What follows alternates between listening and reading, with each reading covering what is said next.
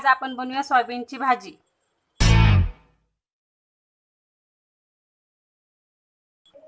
सोयाबीनच्या भाजीसाठी आधी आपण पाणी गरम करून घेऊया।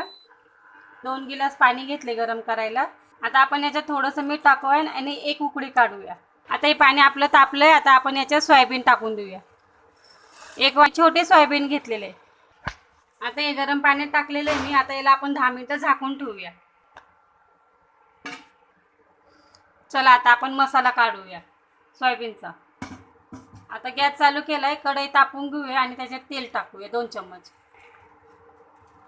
2 पळी चम्मच तेल टाकू।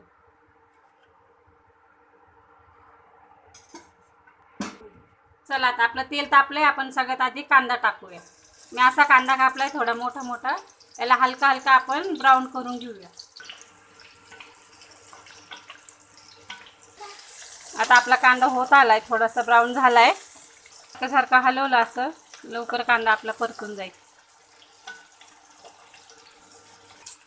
आता आपला कांदा झालाय। आता आपण याच्यात एक टोमॅटो टाकू। हा एक टोमॅटो आहे आणि सुके लाल मिरच्या आहेत 2-4। आता आपण याला चांगलं परतून घेऊया। टोमॅटो मऊ झालं की समजा आपला मसाला झाला। आता आपला मसाला झालाय हा। आता आपण याला थंड करूया आणि मग मिक्सरमध्ये बारीक वाटून घेऊया। आता मी याला मिक्सरमध्ये काढून घेतले। असं बारीक केले बघा। आता कढई तापली, त्यात मी तेल टाकलं होतं। आता आपण सोयाबीन टाकून देऊया। थोडेसे फ्राय करूया सोयाबीनला।